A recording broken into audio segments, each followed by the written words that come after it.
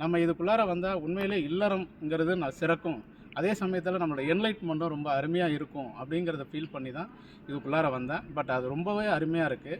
எனக்கு இந்த இல்லற வாழ்க்கையை ஒதுக்கி ஒதுக்கி கொஞ்சம் கடைசி காலகட்டத்தில் கொஞ்சம் எரெக்ஷன் ப்ராப்ளம் இருந்துச்சு தான். பட் அதை வந்து சாருடைய வழிமுறைகளை நான் பின்பற்றும் போது ஆட்டோமேட்டிக்காக இன்றைக்கி நான் ரெடி ஆகிட்டேன். இன்றைக்கி நல்லாவே இருக்குது. அந்த இல்லறம்ங்கிறது வந்து எப்படி இருக்குன்னா, நம்ம 50 வயசு மாதிரி இன்றைக்கி நான் ஃபீல் பண்ணலை. பட் இது வந்து உண்மையிலே ஒரு 10 வருஷத்துக்கு முன்னாடி நான் எப்படி இருந்தேனோ அந்த மாதிரி ஒரு ஃபீல் அதுக்குள்ளார வந்துச்சு. இதில் என்னென்னா, இந்த இல்லறத்தில் ஈடுபடும் போது நமக்கு வந்து அந்த ஆர்கன்ஸ் அவர் சொல்லுவார், அதான் டோப்பமைனு, என்டோபினாலு, ஆக்சிடாசினு, இந்த இதெல்லாம் வந்து செரிட்டோனியன், இதெல்லாம் வந்து உடம்புல சுரக்கும் போது தான் நம்மளுடைய பாடி வந்து ரொம்ப ஸ்டிமுலேட் ஆகும், ரொம்ப அருமையாக இருக்கும். நம்ம வந்து ஒரு புத்துணர்ச்சி பெற முடியும்.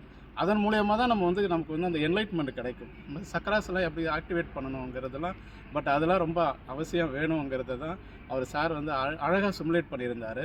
பட் இதெல்லாம் போகும்போது ஆட்டோமேட்டிக்காக அந்த ஸ்டிமுலேஷன் வருது. இதுக்கு இடையில் என்னென்னா வந்து அந்த கீகிள் யோகா ரொம்ப ரொம்ப சூப்பருங்க.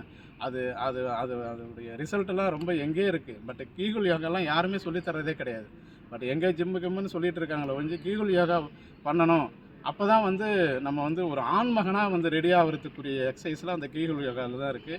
அதெல்லாம் ரொம்ப அருமையாக சார் சொன்னார். பட் இதெல்லாமே நான் ஃபாலோ பண்ணி செஞ்சுட்டு வந்தேன். பட் நான் என்னென்னா, ஜூம் கிளாஸ்லேயே வந்து அட்டன் பண்ணி செஞ்சும்போது எனக்கு வந்து கரெக்ஷன் இல்லை. பட் ஏதோ எனக்கு தெரிஞ்ச வரைக்கும் பண்ணேன். ஒரு 50% பண்ணியிருப்பேன்னு நினைக்கிறேன். பட் அதிலே வந்து எனக்கு நல்ல ரிசல்ட் இருந்துச்சு.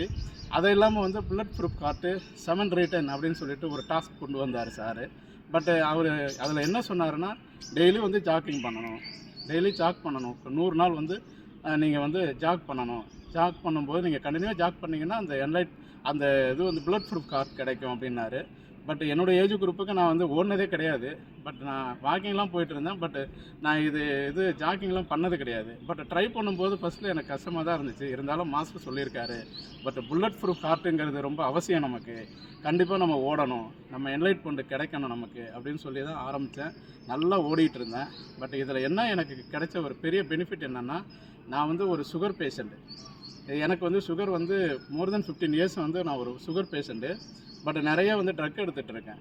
பட் இது என்ன ஆச்சுன்னா, இந்த ரன்னிங் வந்து எனக்கு என்ன ஆச்சுன்னா, படிப்படியாக கொஞ்சம் கொஞ்சமாக எனக்கு வந்து அந்த ஃபேட்டு குறைய ஆரம்பிச்சிது. உடம்பு வந்து நல்லா அந்த வெயிட் லாஸ் ஆகிடுச்சு. வெயிட் லாஸ் ஆகி பட் நல்ல ஒரு உற்சாகம் கிடைச்சிது உடம்புல. பட் ஃபிட்னஸ் எனக்கு கிடைச்சிக்கிட்டே இருந்துச்சு.